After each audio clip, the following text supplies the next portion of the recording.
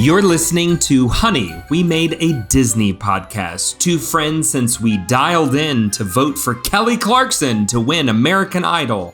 Now dads reliving the Disney movies we grew up on with our own kids.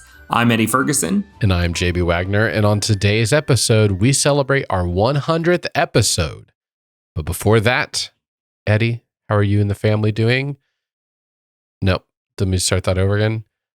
But before we do that... You seem so unexcited that we're crossing a major milestone. No, it just threw me off. It just threw me off. Let me try that. And I'm JB Waggoner. And on today's episode, we are celebrating our 100th episode. Eddie, did you think we would ever get here? Knowing our track record. We usually, I don't know. Do you know how long we made it on other attempts? Not this far. I'm pretty sure the farthest we got was maybe 18 to 20. And that's when we were doing like multiple episodes, like a week and stuff. Oh, I thought we at least got up to like a 50 maybe? No. Hard no. Okay. We never... I think our first time through, we did pretty well. We got to 20, with TRN, we got like 20 episodes. But the second time around, we made like 5 and then we were done. We just stopped. I felt like this would be the one to go the distance. I felt like we hit a good, it was a good format. Good topic, plenty of runway. You know, we can just keep going, keep chugging at it. One a week. One a week. We're not having to pay additional money in order to gain expertise on the content. That first show, theaters, rentals, Redbox, and Netflix. That was a lot. We were both single. We were already doing that anyway, so it's not like we were spending extra money. We were just forcing ourselves to do it. But there would be weeks where we didn't have, a rental or we hadn't watched, anything in theaters and we would run out. But yeah, it was. I do remember doing all the little pieces of popcorn. Spent a lot of time on that graphic for all the little pieces of popcorn with Photoshop. That was getting my Photoshop skills up. But this one has been different, right? I think I've had. We're in different phases of life. We've had a lot of big moves and changes, especially us. And it's just kind of like helped in doing this during the time of doing this podcast. So it's just kind of helped keep us having some type of creative project and working together on something. Our vanity project. Project. I like to call us and our 15 listeners. We're up to 15 now. We got 15 devoted listeners over time. There's somewhere around the time when, probably after we came back when we restarted the podcast last year, when you guys had finished moving and all of that kind of stuff. And we're like, okay, we're going to do this. But even before then, we had gotten such a good groove of regularity that it seemed like, yes, this is going to keep going. So that's a good point. When we came back at it after we had moved down here to Costa Rica and we found a rhythm being here also, I was like, oh yeah, this could keep going. This could keep going. We actually just crossed, we've been in Costa Rica a year now. We crossed that last week. We've been down here a year. That's so crazy. It is. So 100 seems like, that feels like a worthy milestone for our endeavors. And so we've decided to do a couple fun things for this. We had so much fun with the speed round that we did with our wives back several episodes ago that we thought, hey, let's go ahead and do that again. But the first thing I wanted to start off with, and maybe this is part of speed round, maybe it's not. Should have probably just folded it into it. But the thing we've been dying to do is just to go back and see, are there any rankings that we would take back? That's been our thing as we've looked at, looking at our rankings again as we do the next ranking of a show. And there's always kind of that, but is it as good or worse than I gave Mulan or whatever? And so now's our time, Eddie, to bring it back up and to make a pitch to maybe one or a couple episodes should be higher or lower than we gave them. Well, I have to give one observation. In going through the list, I would say I want to count it up. I should have counted it up and given like good statistics on this. But I dare say the majority of the time, I am way overly generous than you. I feel like you are quite balanced and even-handed in your rankings. And I'm always a little more like, and if you look at them, I'm constantly giving like a 0.5 more or just like a little bit more of like, with a few exceptions. There's a few exceptions where the majority of them, I would say we are even. Like there's a lot we're in agreement. It's kind of and then a handful, a select few, you end up being a little more generous than me. Well, and I think that's a good place to start because if we're going to go with a movie that I overranked. Now that I think about it, and so if I should probably have ranked it a little bit lower, and it was pure nostalgia, but it was one of the few that I actually ranked a lot higher, like considerable amount higher than you did. And for me, that movie is Angels in the Outfield. And it was special because we had to like buy the DVD and like you had to mail it. And we shipped it all over the country. Yeah, and now my son like they randomly asked to watch the baseball movie again. So I mean, there's a lot of good emotions around it, but five was generous. It's not an Academy Award winning movie by any stretch of the imagination. And so I think most of that, and you only give it a 3. And I think a lot of it had to do with nostalgia and all the moments and the silliness that happened in it. But overall, it is not like a great story. It probably shouldn't have been a 5. It shouldn't have been greater than than Hunchback of Notre Dame. Hunchback should probably be, I gave a 4. Probably shouldn't be ranked above that. Just gonna throw that out there. So that's one that I saw that I'm like, I ranked that a little bit too high. That's I think that's a good one. What's your new rating for it then? Oh, that's hard. I didn't think about that part. I think I just put it down to probably 3.5, 4. There's still a lot of nostalgia for me. I loved that film. Loved Joseph Gordon-Levitt in it. So many great moments from it and just silliness. But it really is just a silly movie. So it probably should be closer to like 3.5, 4. I went back through and I'm looking at this and I'm going, for the most part, I stand by my ratings. I do too. I didn't find I was expecting more. Yeah, me too. And I'm like, you know what? We're pretty good at this. And since this is our little vanity project, I'm just going to toot our horn a little bit and say, you know what? I think we did pretty good. If I were to lower one, probably the one that stood out to me the most, I can't figure out for the life of me why I gave a 2. You gave it a 1, but I gave it a 2. I'll Be Home for Christmas, the JTT Christmas movie. Are you saying that it should have been a 1? I'm saying I don't know why I didn't give it a 1 in the first place.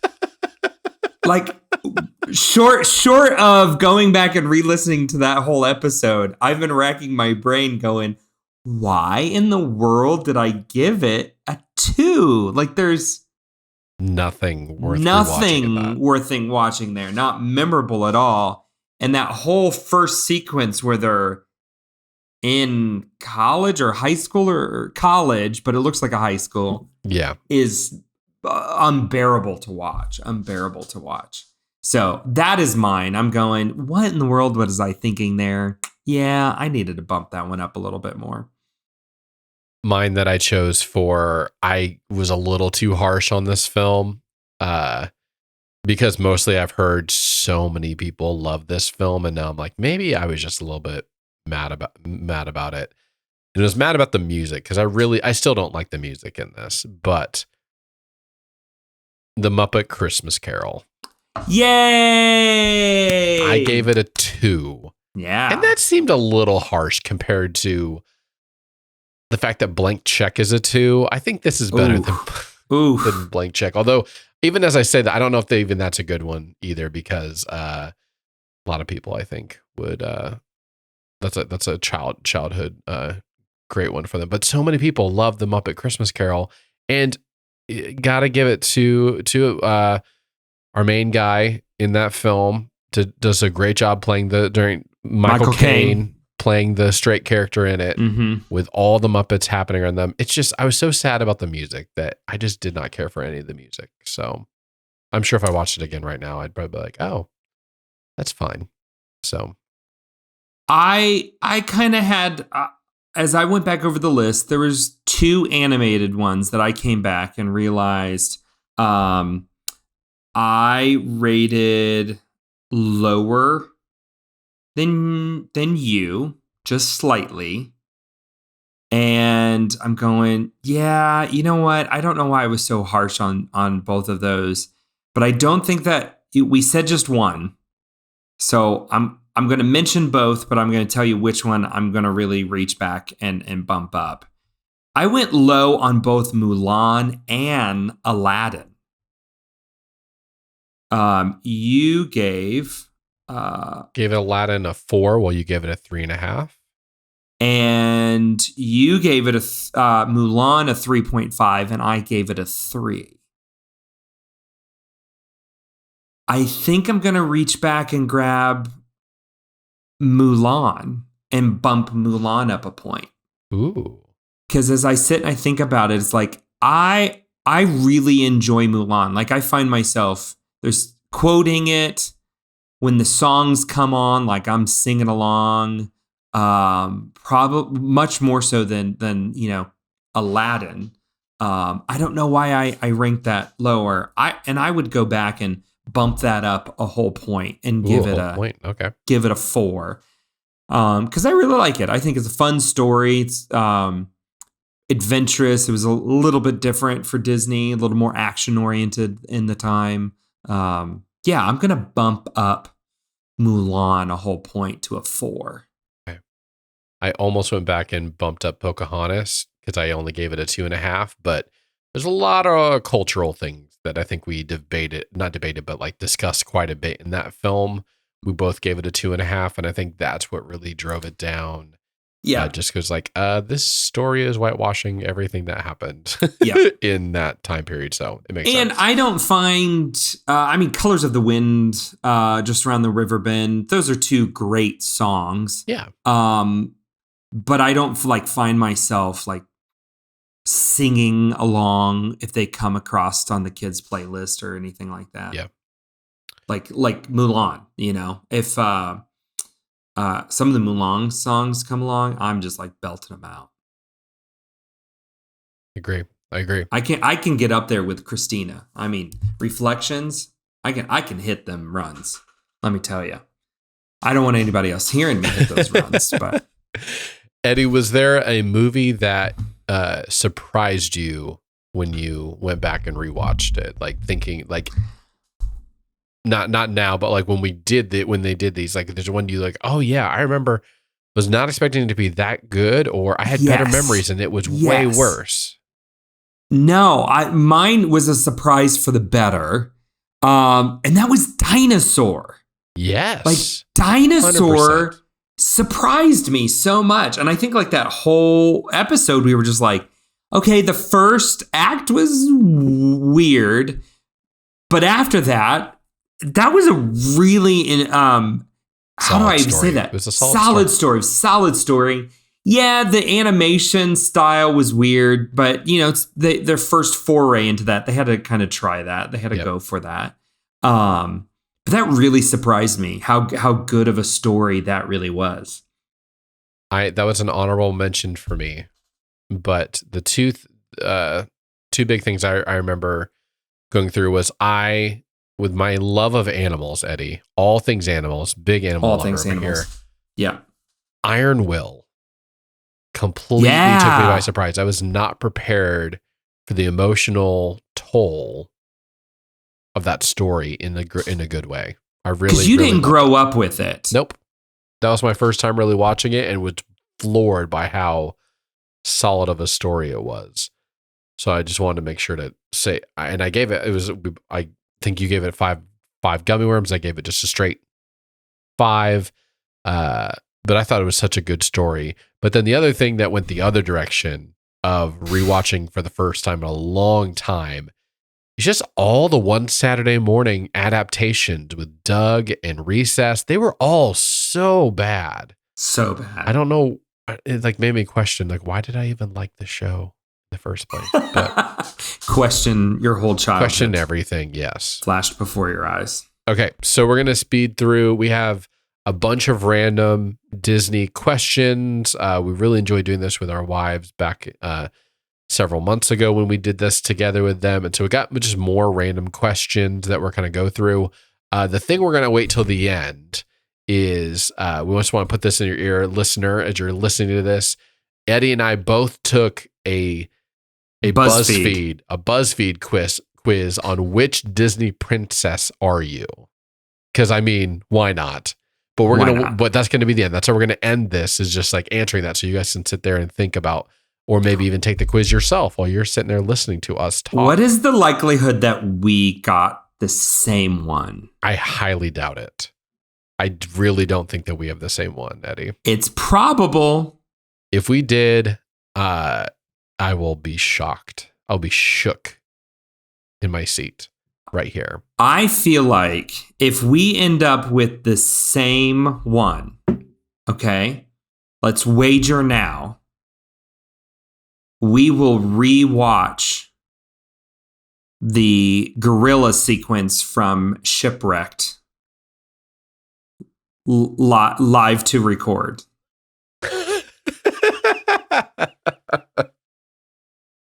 All right. Wait, I mean, we're saving it till the end. The wager is, if we end up with the same princess, we will watch the gorilla sequence from Shipwrecked live to record. We'll put that on our YouTube channel so you can watch us rewatch it. What? Together. It's going to be so good. It'll be a surprise, but I do think it would be. It's possible. It could happen. It could happen. It could happen. There's an Angels in the Outfield cut for you. So you want to hang in there to the end. So otherwise, let's get started. The very first one, Disney villain that kept you up at night as a kid. I don't think there's any doubt that we've mentioned her before as one of the best Disney villains, and that is Ursula. She's just so creepy with all the things with her little eels and stealing people's voices and souls and turning people into little shrimp. Like, she's just a great bad person. Emanciated shrimp is what Olaf calls it. Emaciated shrimp. I can't get the word out. Olaf presents. Yes, I love the Olaf Presents series. I picked Scar because I think Scar has the best villain song of any Disney villain. Be Prepared is, for me, the quintessential villain song. So I picked him. Maybe not so much. I don't know if any villain really kept me up as a kid, but I would say, like, who's my favorite villain? Who do I think is the best? I'm going to go with Scar. And he was I think he's scary. One, Jeremy Irons gives a great performance, but he twists the words. He plays around with your perception on things. And for me, that's a conniving villain that just is creepy. So, most overrated Disney movie. That was a big decision on here. But if you listen, I have 2. You have 2. Ooh. Well, I'll go ahead and say mine, so then we can get to all of your plethora of options here. It's no surprise if you watch this, and this isn't so much that it's because there's a small group of people trying to make it a big deal, and I'm just like, stop trying to make Atlantis a thing, because it's not a thing. It shouldn't be a thing. It was so bad. Such like once they get to it, the biggest drop off in this thing is they make Atlantis this big thing they had to get to, and once they get there, it's a waste of your time. So sad. They should have made the whole movie about like the journey to Atlantis, and then the climb. Don't open the mystery box. Don't tell us exactly what Atlantis is. But yes. Yep.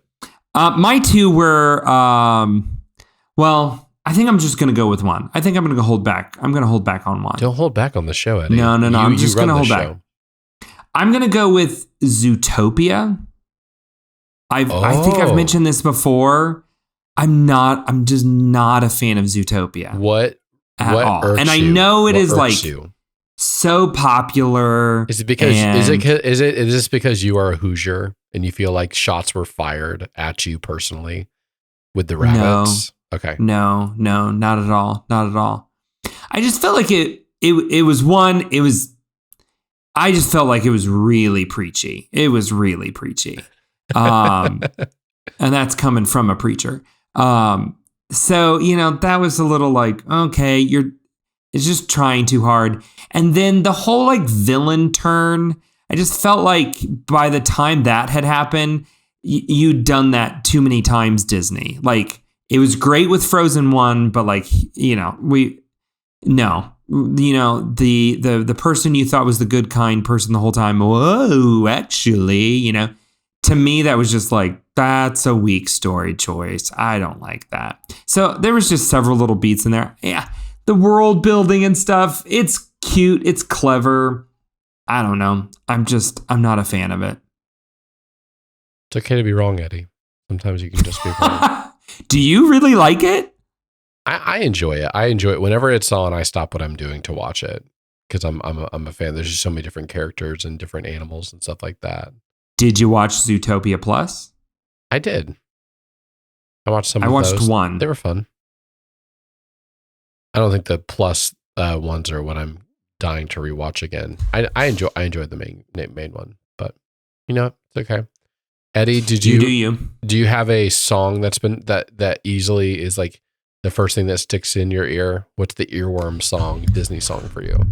So I try to be clever here and not pick the obvious.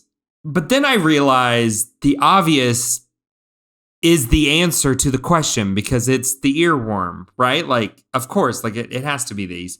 So I don't know if I immediately wrote down two. I think there has been two in the past few decades that are just like stuck earworm in everybody. And that is We Don't Talk About Bruno, of course, and Let It Go.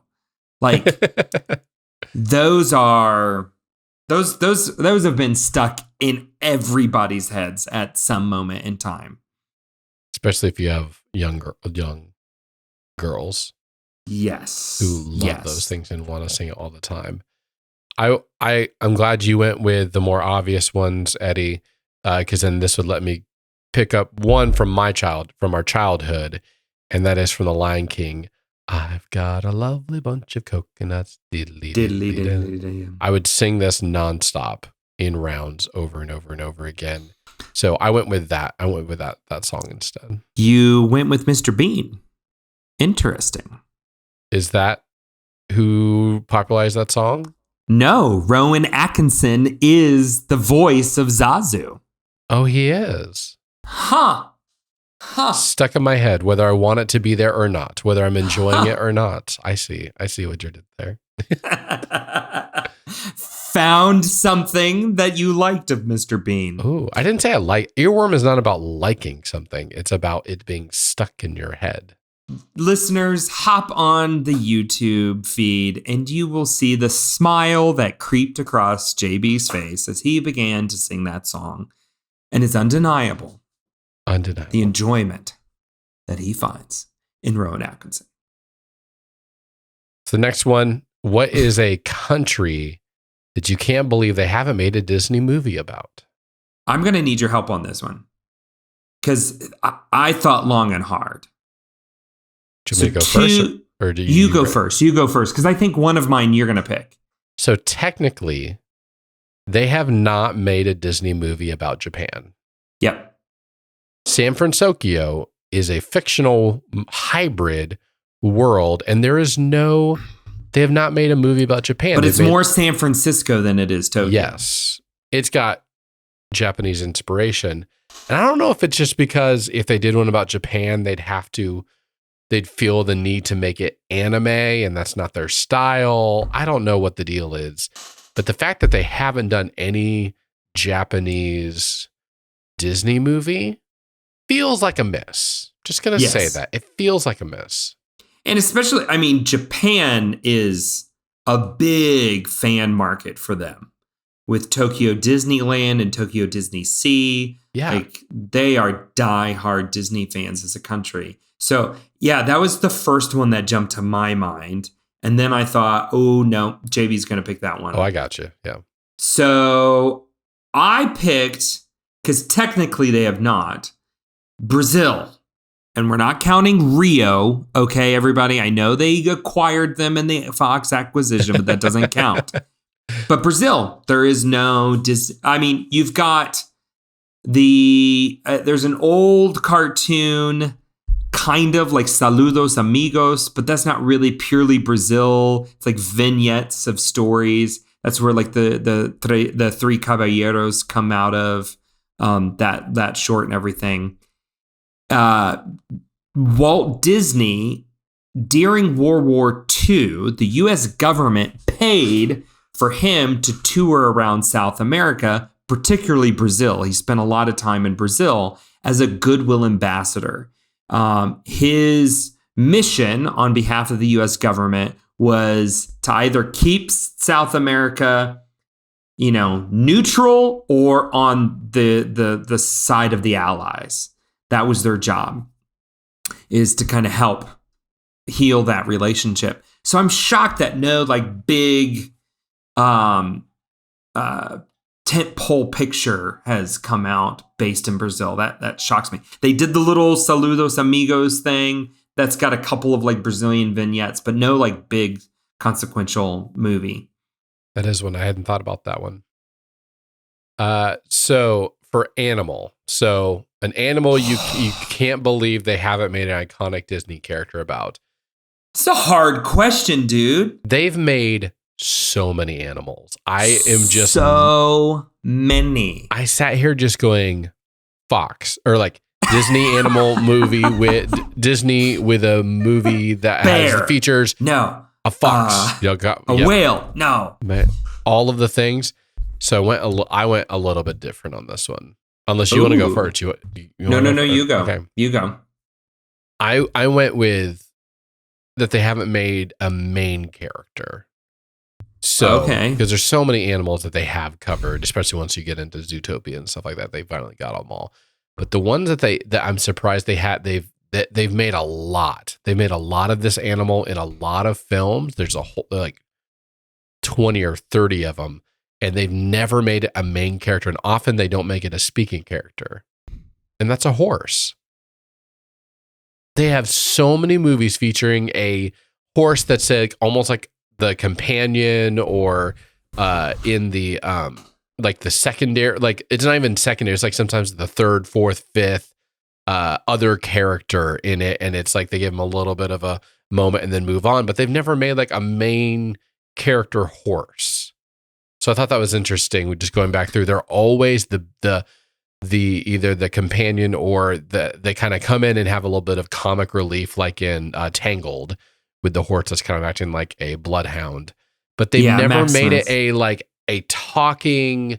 Most of them aren't even talking. They're mostly just like we're writing them in and then moving on, or they're kind of like they're like man's best friend. But they've never made it like an iconic, like lovable, like really.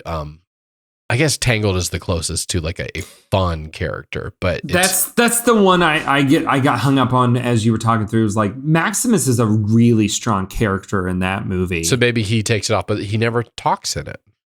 True. You have no talking horse. No talking horse other than Mr. Ed. So there you go. That's true. And yeah, I mean, you have a side. Yeah. Isn't it like the general or something like that in 101 Dalmatians, but like he's maybe in one scene, two scenes, very short. That's a really good one.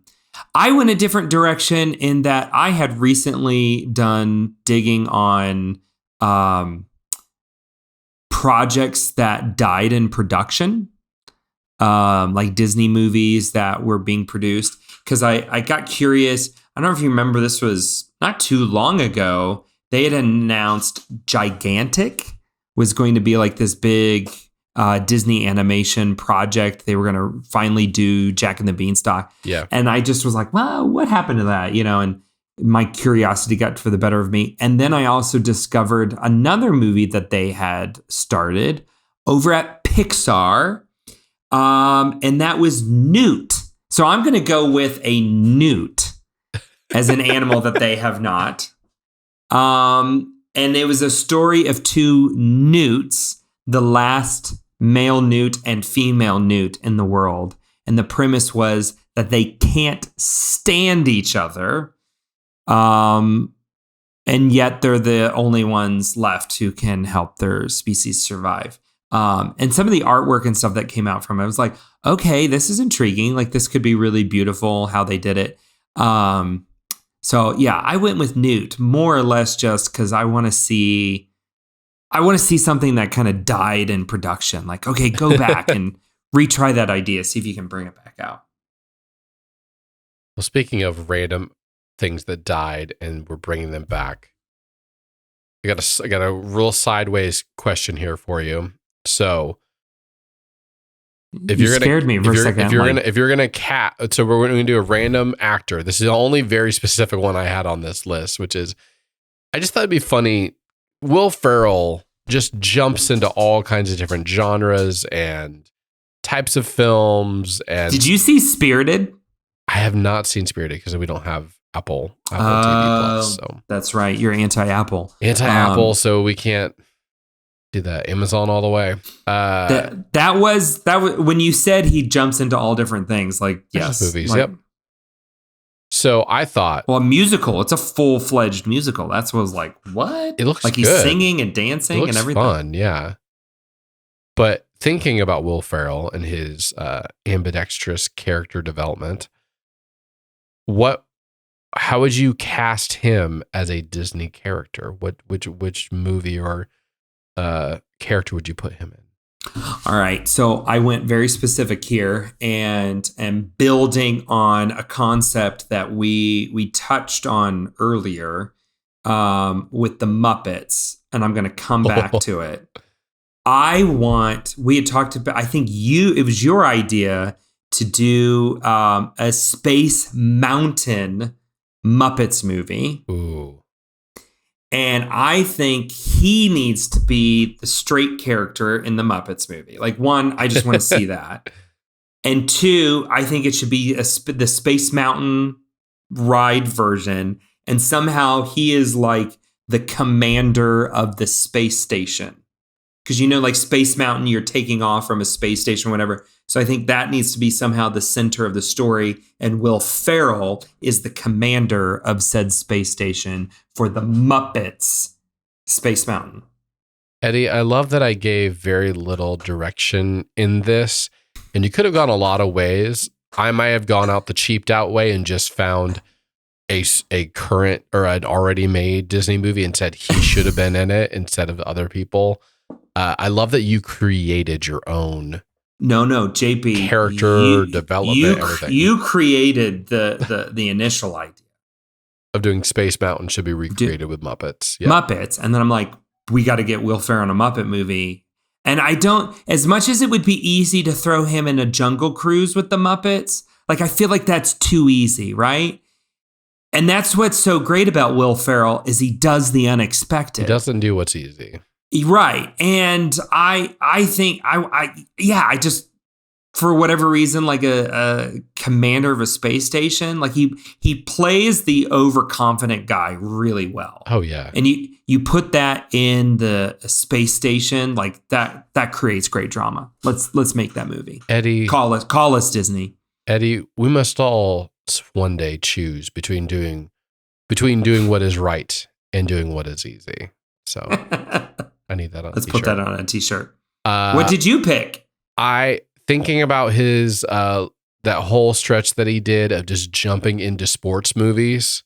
Yes. Just Blades of Glory and not Tropic Thunder, or the Ballad of Ricky Bobby and all that stuff. I was like, I want to see some more sports movies with him.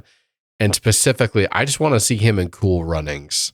I don't know if he would take over the John Candy role, or if he is one of the bobsled guys, or he's one of the Germans that's like, or or not the Germans, the Swiss. I feel like he'd be the evil Swiss team. I really think that it would really work out well for him for his character. Or the East German or the West German. Yes. Yeah.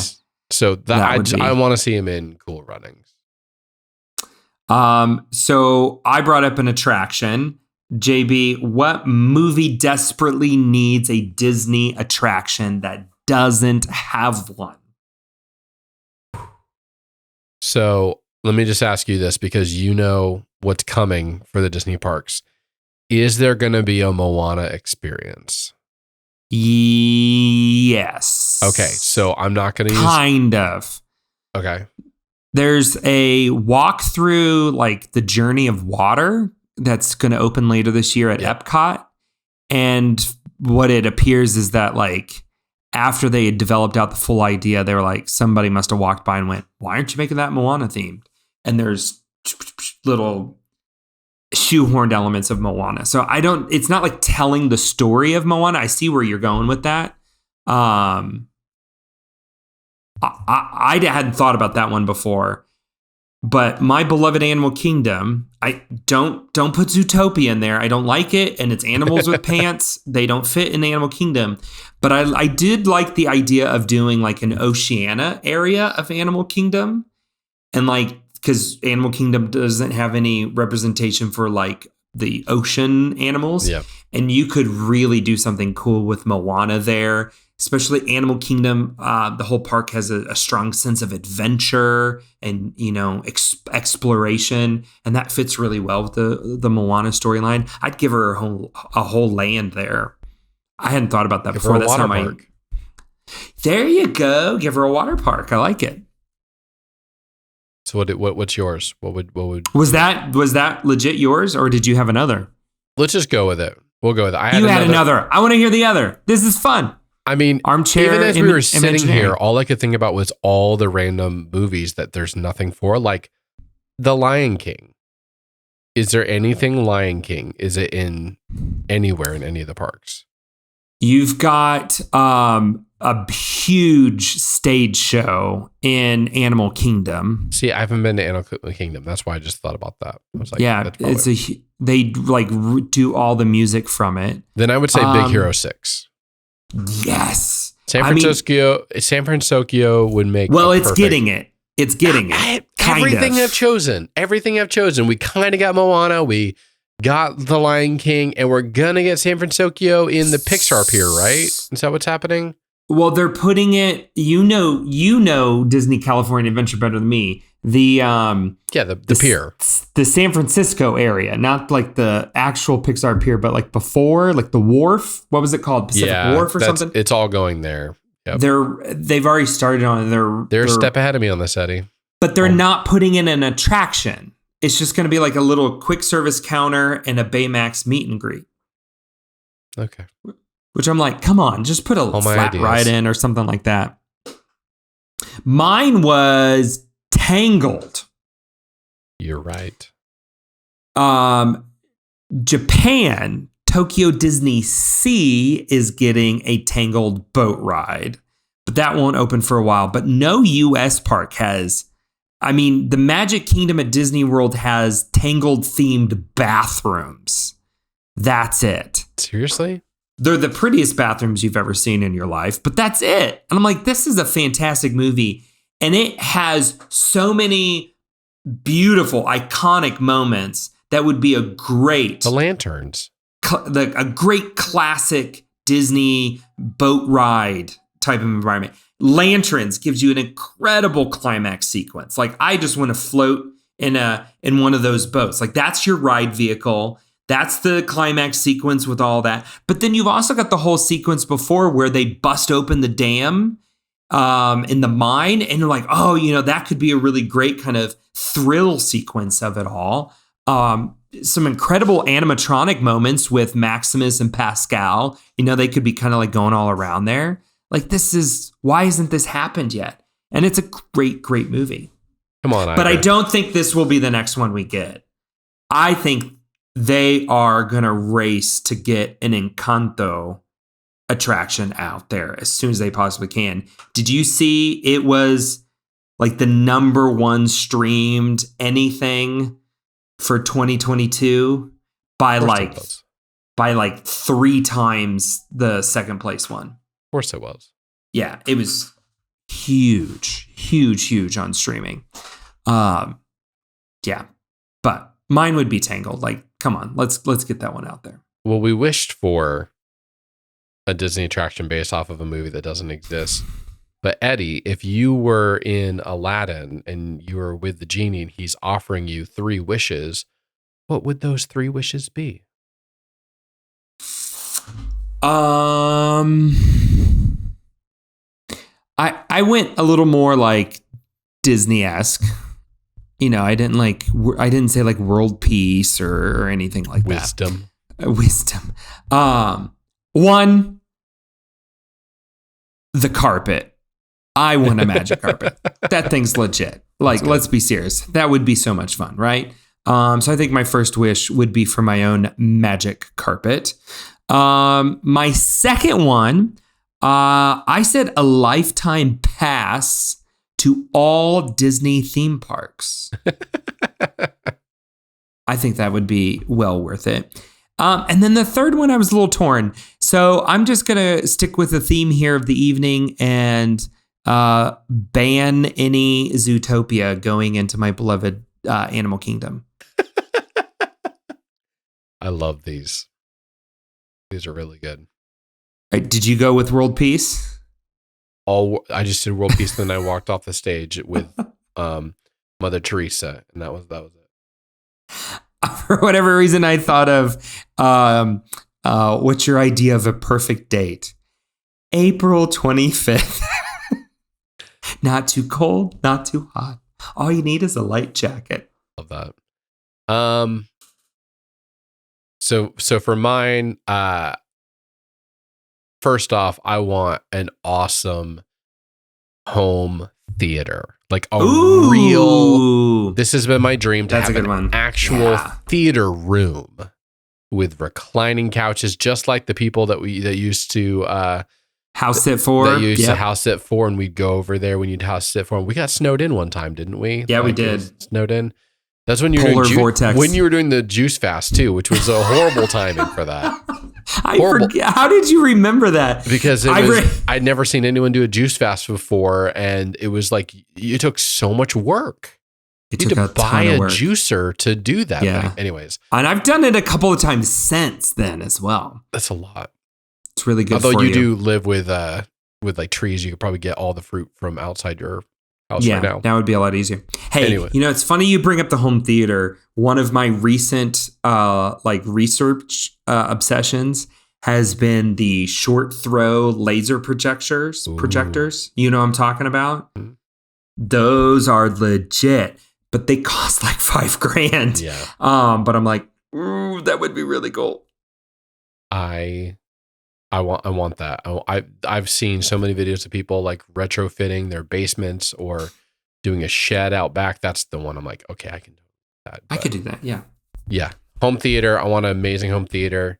I thought it'd be cool to have some powers or something. So like make me like Nightcrawler or something where I can like poof around everywhere or something in that space. Teleportation. Like, yeah. One of the Disney adjacent X-Men something or another. You've had a long time fascination with Nightcrawler. I do love Nightcrawler. You've liked, for a long time. What also helps that his name is Kurt Waggoner, spelled like Wagner. So that helps. And for the last one, I so desperately, growing up in Indiana, wanted to be able to be good at basketball.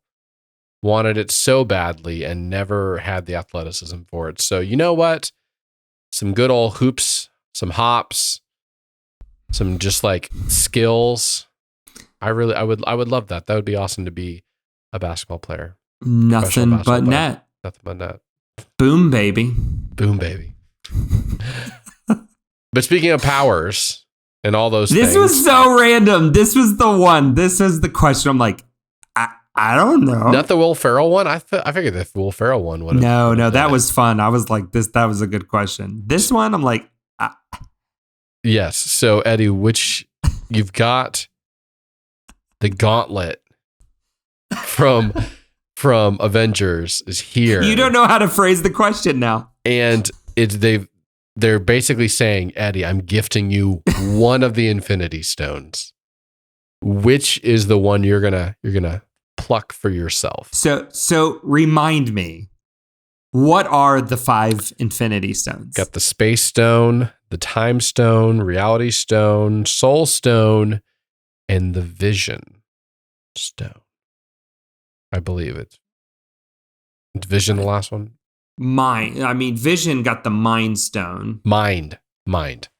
So mind, soul, reality, power, power, and time.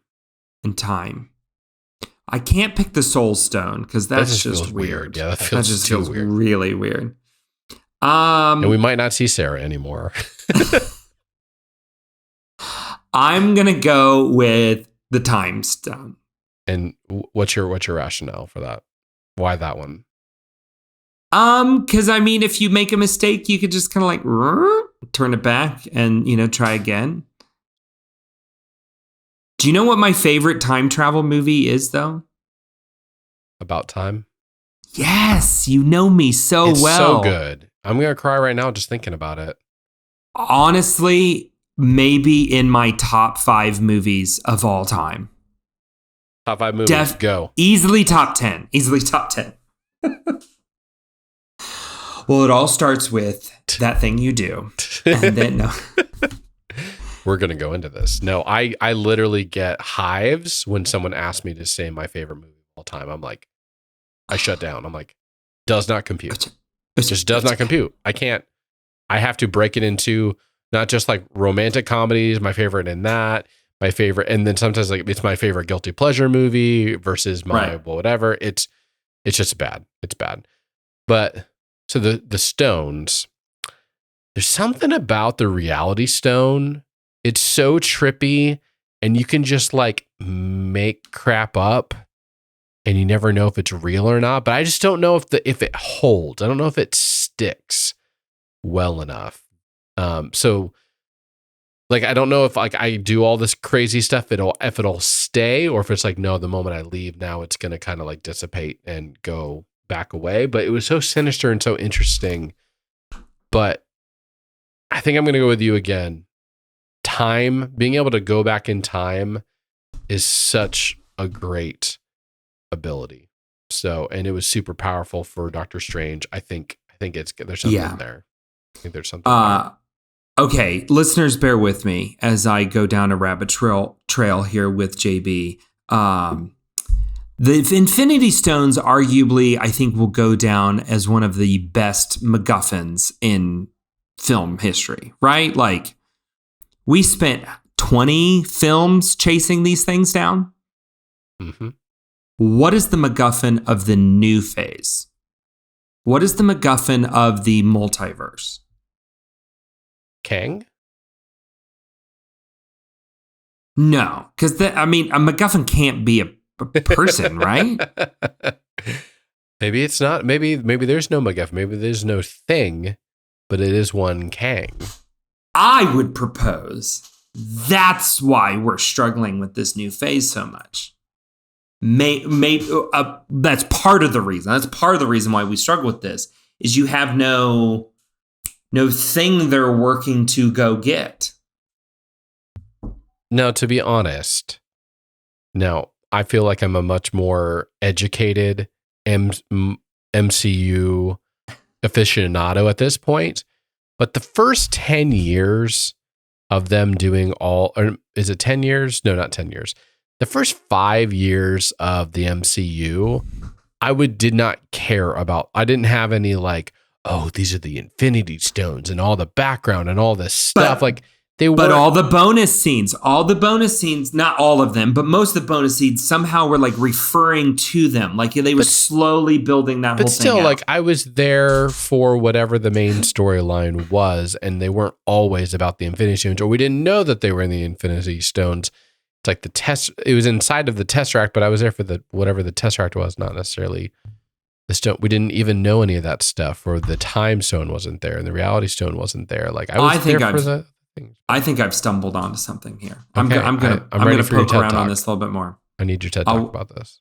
I'll start working on the PowerPoint. The other thing I really need from you, Eddie, is I've finally been able to corner you about this is really just your question. Like I can answer mine. Like so, movie score, the best movie score in all of Disney is Newsies, hands down. It's amazing. I know it's not music, it's like songs, but I'm going with Newsies for that. And the worst is Muppet Christmas Carol. So I've already said mine. Now the floor is yours for your TED Talk. You're already wrong, and let me tell you why. Changed my mind. You said score, okay, and you referenced soundtrack. So soundtrack is the combination of both songs and the score coming together. If that were the case, if we're talking about soundtrack, yeah, I'm going to agree with you. Newsies.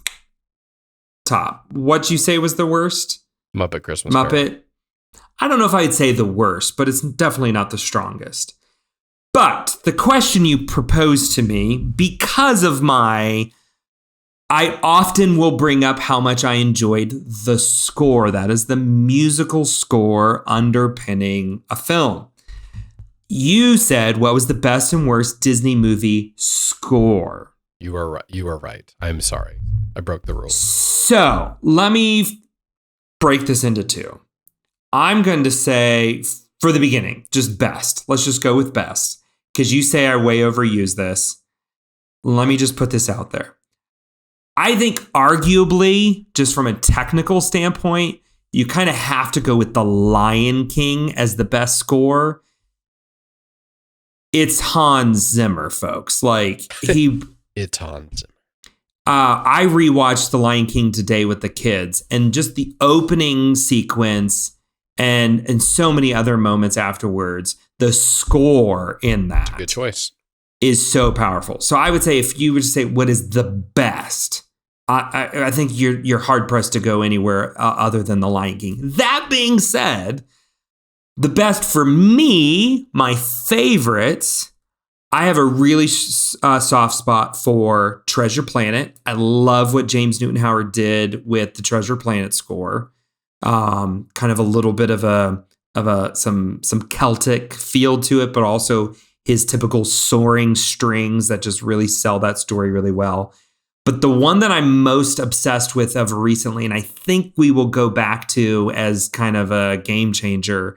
Just blanked on her name, the composer. Franco, I think is her last name, for Encanto. The score, I'm not talking about the songs or the soundtrack.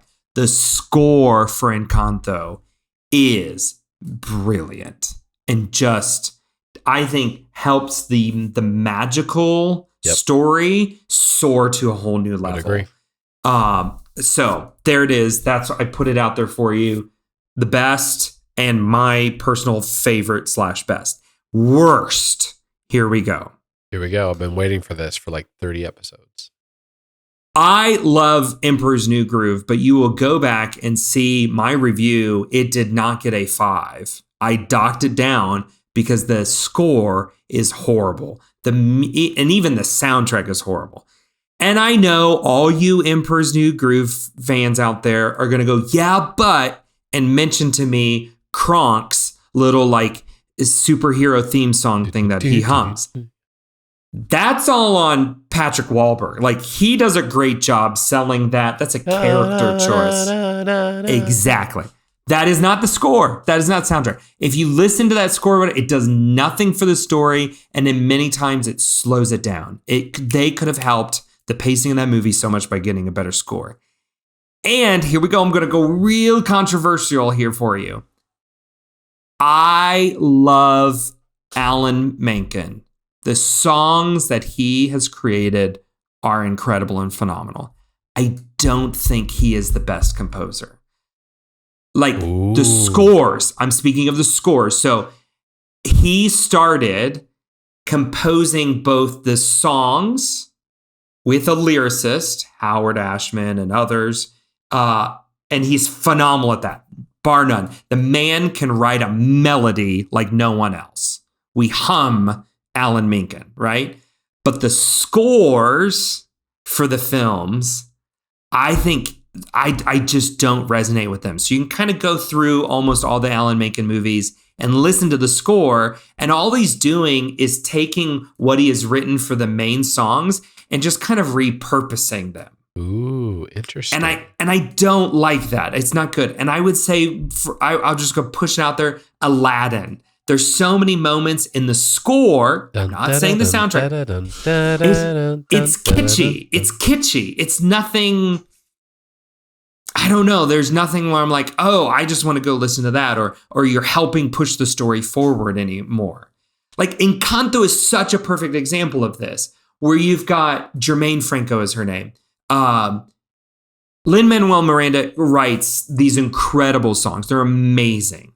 But if you were to go through the rest of that movie and just hear reprises over and over of all the different versions of those songs, I don't think that movie would have the vitality that it does.